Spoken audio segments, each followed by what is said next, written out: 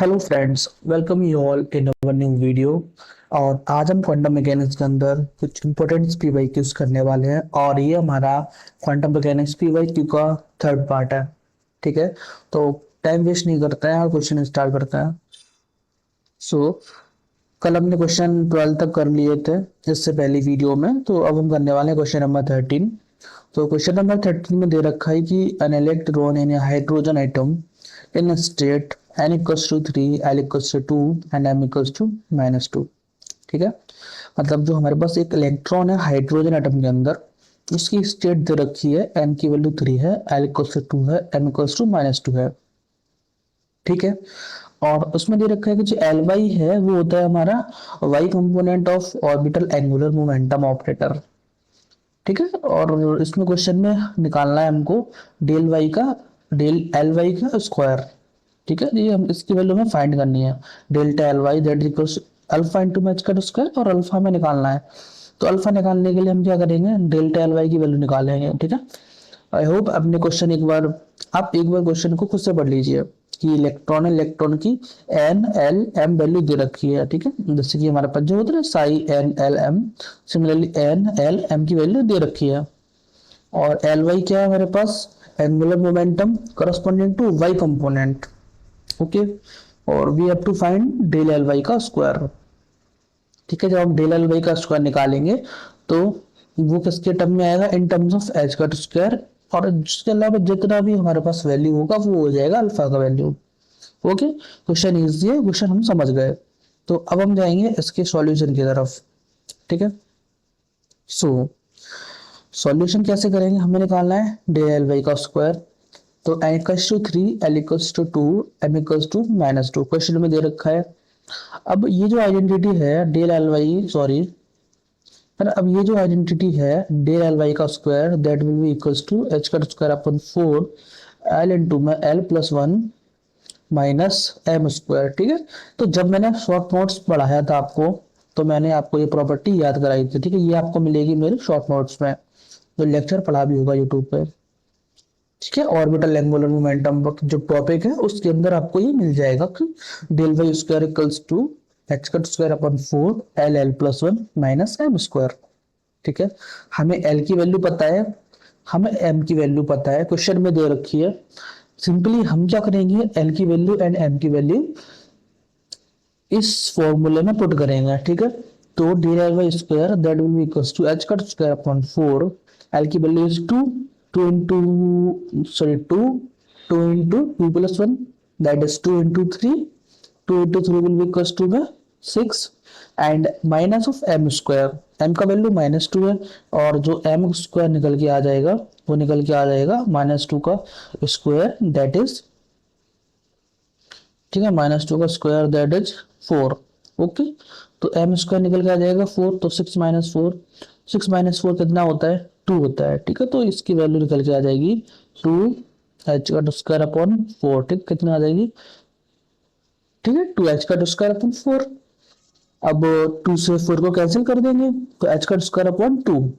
ठीक है, अब क्वेश्चन में क्या दे रखा है आपको, एक बार मैं दोबारा दिखा देता हूँ। क्वेश्चन में दे रखा है कि जो वैल्यू है डेल्टा एल वाई की वो है अल्फा इंटू मैच का स्क्वायर। ठीक है, हमें भी क्या करना पड़ेगा, उसी फॉर्म में बनाना पड़ेगा डेल्टा एल वाई स्क्वायर के। ठीक है, डेल्टा एच का सॉरी अल्फा एच का स्क्वायर के, क्वेश्चन में दे रखा है delta L Y square will equals to alpha into H का स्क्वायर, और हमारा डेल्टा एल वाई स्क्वायर कितना निकल के आया है, 1/2 एच का स्क्वायर। अगर दोनों इक्वेशन को, ये अगर इक्वेशन 1 है ये इक्वेशन 2 है, अगर हम दोनों इक्वेशन को कंपेयर करेंगे, ठीक है, अगर हम क्या करेंगे, कंपेयर करेंगे, तो क्या मिलेगा, ये दोनों इक्वल हैं, तो अल्फा एच का स्क्वायर इक्वल्स टू 1/2 एच का स्क्वायर, एच का स्क्वायर से एच का square cancel, alpha equals to 1/2। ठीक है, आई होप आपको ये सॉल्यूशन समझ आया होगा। अल्टीमेटली हमको अल्फा का वैल्यू निकालना था, और ये फॉर्मूला आपको यूज करना है, del L Y square that is equals to H का स्क्वायर अपन 4 L L plus 1 minus M square. ठीक है, काफी इजी क्वेश्चन है और काफी सिंपल कैलकुलेशन है, बस आपको ये फॉर्मूला अगर आपको नहीं आता तो आप यहीं पे हार जाओगे, है ना। तो अगर आप सी एस नेट क्वालिफाई करना चाहते हो तो आप ये सोच के चलो, आपको जितने भी इंपॉर्टेंट फॉर्मूलेस हैं क्वांटम मैकेनिक्स के अंदर, वो सारे के सारे क्या होने चाहिए, याद होने चाहिए, है ना। आप उनको छोड़ नहीं सकते कुछ फॉर्मूलों को। आप अगर ये सोचो कि फॉर्मूलों को छोड़ देते हैं, हम उसको ड्राइव कर लेंगे ना, हम स्टेप बाय स्टेप कर लेंगे, तो आप गलत सोच रहे हो, क्योंकि पेपर फिर आप अटेम्प्ट नहीं कर पाओगे पूरा, है ना, लेंथी हो जाएगा आपके लिए। अभी क्वेश्चन नंबर 14 ट्राई करते हैं। क्वेश्चन 14 में दे रखा है कि स्पिन ऑफ पार्टिकल है हमारे पास, एक स्पिन अप स्टेट है, एक स्पिन डाउन स्टेट है। ठीक है, एक वेक्टर दे रखा है हमें, ये vector that will be equals to, ठीक है, इसको बोलते हैं हम कैट ऑफ ए। क्या बोलते हैं, कैट ऑफ ए। ओके, और ये भी कैट ऑफ ए होता है, और अगर इसका जस्ट अपोजिट कर देंगे तो ये हो जाएगा ब्रैकेट। ठीक है, ये भी मैंने आपको शॉर्ट नोट्स रिवीजन में पढ़ाया है, ठीक है, आपको वहां पे देखना है। ठीक है, तो ket of A equals to 1/√2 spin up spin down plus spin down spin up.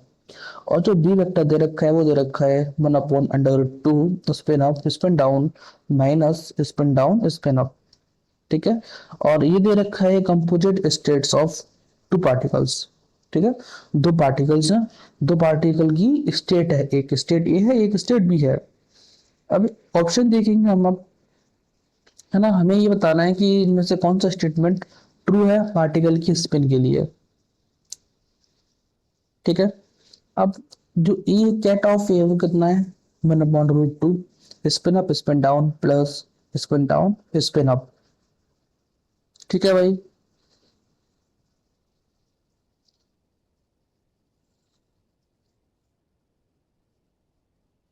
ठीक है, तो ये जो इसमें देखो ऑप्शन वन देखो, S equals to 1 4 A and B is not an eigen state of the operator S square.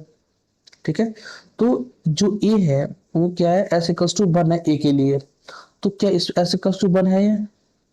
ठीक है, तो एस इक्वल्स टू 1 क्या होता है, ट्रिपलेट होता है ना। ये भी जो मैं आपको बता रहा हूँ यहाँ पे, एस इक्वल्स टू 1 पे ट्रिपलेट होता है, एंड ट्रिपलेट में जो भी फंक्शन आता है वो निकल के आता है 1/√2 psi 1 2 प्लस psi 2 1, या फिर उसको हम लिख सकते हैं 1/√2 spin up spin down plus spin down spin up. ये किसके लिए होता है, एस प्लस टू 1 के लिए, है ना। तो ये तो ठीक है अपना, and B is not an eigen state of operator S square.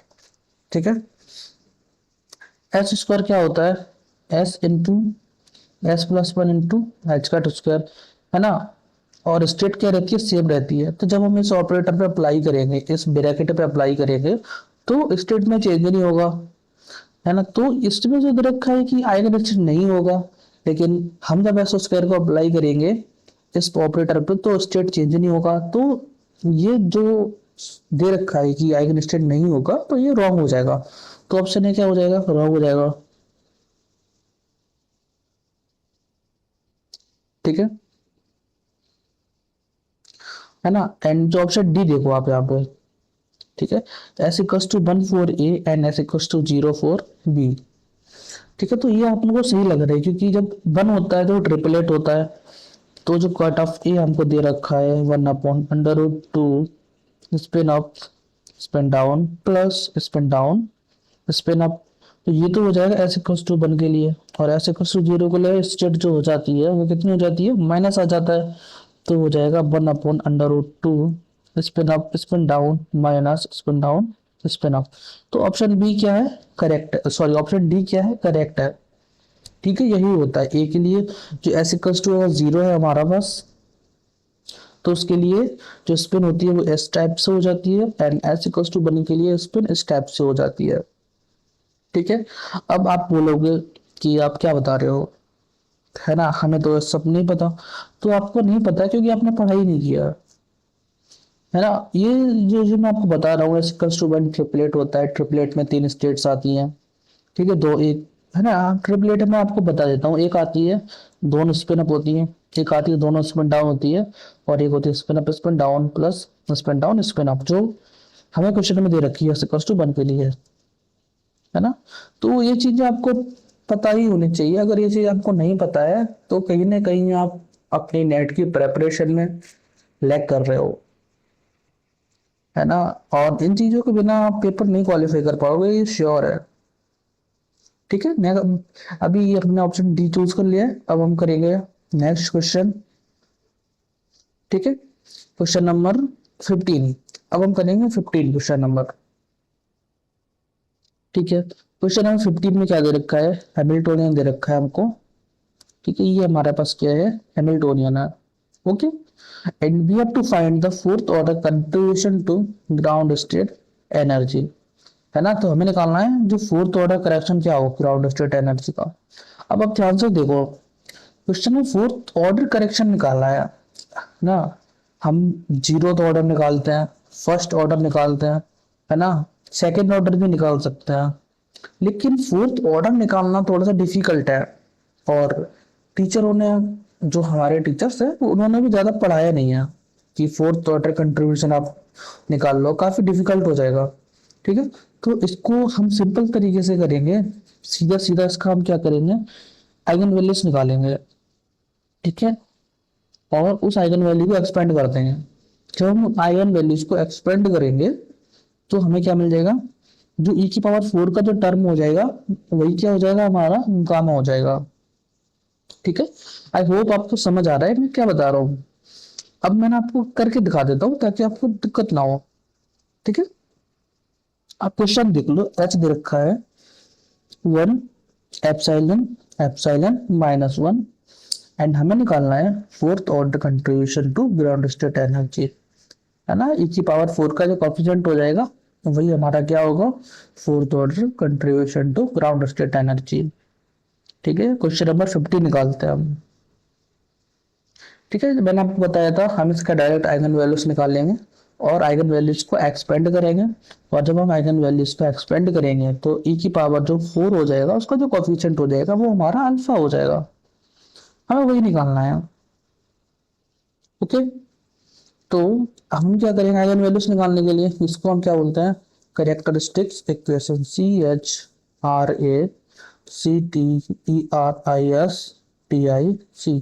Characteristics equation. ठीक है, ये क्या होता है, हमारी करेक्टरिस्टिक्स इक्वेशन होती है। ओके, ओके दोस्तों।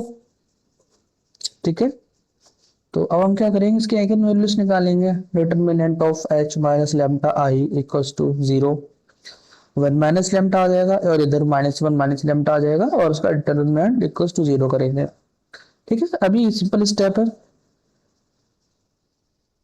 ठीक है, तो ये 1 माइनस लैम्डा ये गलत है, ये गलत है, ठीक है, ये रॉन्ग है। 1 minus lambda into -1 minus lambda, इसमें से हम माइनस को कॉमन ले लेंगे तो 1 प्लस लैम्डा आ जाएगा। तो 1 plus lambda into 1 minus lambda, minus common लिया, माइनस आ जाएगा एप्सिलॉन उसका इक्वल्स टू 0। बेसिकली जो मैं बताना चाह रहा हूँ वो ये है कि 1 माइनस लैम्डा लिया, ठीक है, बाकी इसमें से माइनस कॉमन लिया तो माइनस इधर आ जाएगा और इधर का बचेगा, दोनों प्लस के होंगे तो 1 प्लस लैम्डा आ जाएगा माइनस में एप्सिलॉन स्क्वायर इक्वल्स टू 0। अभी इसमें फॉर्मूला लगा दो, a plus b a minus b, कितना होता है a square minus b square minus epsilon square equals to 0। ठीक है, अब हम इधर को माइनस करेंगे, 1 minus lambda square that equals to epsilon square, उधर पहुंच जाएगा। Okay, I know you got it, समझे कुछ। ठीक है, तो वही हमने क्या किया है यहाँ पे किया है। तो इधर आ जाएगा 1 plus epsilon square that will be equals to lambda square. तो यहाँ से हम लैम्डा निकालेंगे, लैम्डा निकल के आ जाएगा plus minus under root of 1 plus epsilon square. ठीक है, और रूट को हम 1/2 भी लिख सकते हैं। अब इसमें हम क्या करेंगे, अब हमें क्या करेंगे, जो 1 की पावर 1/2 उसको हम एक्सपेंड कर देंगे with the help of binomial expansion. ठीक है, PXPANSION। तो जब हम इसको बाइनोमियल एक्सपेंशन करेंगे तो क्या आ जाएगा, 1 plus x, sorry 1 plus NX plus n minus one x square अपन फैक्टोरियल 2, सॉरी, तो ये हो जाएगा 1 plus epsilon square upon 2 plus a की पावर 4। तो यही इसी का कोफिशिएंट हमको निकालना है, ठीक है। तो ए की पावर 4 रखेंगे, इधर आ जाएगा 1/2, इधर आ जाएगा 1/2 माइनस वन, कितना हो जाएगा, 1 में से हाफ कम करेंगे तो हमें हाफ मिलेगा, हाफ में से 1 कम करेंगे तो माइनस हाफ मिलेगा, तो ये आ जाएगा -1/2, ठीक है। आप ऐसे याद रखो, 1 में से हाफ करेंगे तो हमें हाफ मिलेगा, ओके। डिवाइड में क्या है, 2 फैक्टोरियल, 2 फैक्टोरियल इज 2, ठीक है। तो ये 2 आ गया। अब हम क्या करेंगे, हमें इनसे मतलब नहीं है क्योंकि हमें e की पावर 4 कोफिशिएंट चाहिए, ठीक है। अगर आपने कैलकुलेशन आपका मन है तो आप करो, अदरवाइज कोई नीड नहीं है, ठीक है। तो e की पावर 4 लिखा हमने, और ये माइनस आएगा यहाँ पे, तो ये माइनस आ गया, और 1/2 इंटू 1/2 1/4, तो 1/4 इंटू 1/2 1/8। तो जो फोर्थ ऑर्डर करेक्शन निकल के आया इन टर्म्स ऑफ e की पावर 4, दैट इज -1/8, ठीक है। तो हम वही बता रहे हैं, गामा e की पावर वो क्वेश्चन में दे रखा है हमको, और उसको हमने कंपेयर किया -e⁴/8 से, तो गामा निकल के आ जाएगा हमारा -1/8, ठीक है। तो इस तरह से हम क्या कर सकते हैं, किसी भी हैमिल्टोनियन से आइगन वैल्यू निकाल सकते हैं और इसका फोर्थ ऑर्डर करेक्शन निकाल सकते हैं। अगर इस क्वेश्चन में फोर्थ ऑर्डर करेक्शन के अलावा और आगे और पूछा होता तो हम इसको और एक्सपेंड करते, क्योंकि फॉर्मूला जो हमारे पास होता है उससे हम फर्स्ट ऑर्डर परटर्वेशन, सेकंड ऑर्डर परटर्वेशन तक निकाल सकते हैं, उससे आगे हमें अभी तक नहीं पढ़ाया गया है, तो हमारे लिए क्वेश्चन बहुत डिफिकल्ट हो जाएगा, है ना। और सेकंड ऑर्डर के आगे अगर हमें एनर्जी निकालनी है, एनर्जी करेक्शन निकालना है, तो बहुत लंबी कैलकुलेशन होती है, जो करते टाइम हो सकता है कि हम लोग मिस्टेक कर दे, तो उसको अवॉइड करना है, और इस टाइप से क्वेश्चन सॉल्व करने की ट्राई करना है, ठीक है। और कोशिश कीजिए कि क्वांटम मैकेनिक्स के जितने भी इंपॉर्टेंट फॉर्मूलेस हैं वो आप याद करो, क्योंकि without the important formula of quantum mechanics it is very difficult to solve the PYQs of quantum mechanics. So all the formula of quantum mechanics रट मारो आप, एकदम एकदम रट मारो, ठीक है। तो आज हम 3-4 ही क्वेश्चन करते हैं, क्योंकि फिर हम नेक्स्ट वीडियो में और लेके आएंगे कुछ क्वेश्चन।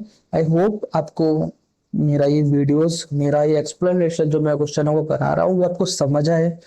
आप थोड़ा सा, है ना, खुद से ट्राई करो, जो मैंने क्वेश्चन कराया ना आप उसको कॉपी में लिखो और करो, आप करोगे आपको समझ आ जाएगा, डेफिनेटली समझ आ जाएगा। एक एक स्टेप बताया मैंने, ठीक है। इसके बाद भी समझ नहीं आ रहा है तो कहीं ना कहीं आप कुछ ना कुछ गलत कर रहे हो, या फिर आप कुछ गलत जगह पे हो, ठीक है। तो मिलते हैं हम सभी से नेक्स्ट वीडियो में, ख्याल रखिए अपना और सपोर्ट कीजिए, एंड थैंक यू गाइस।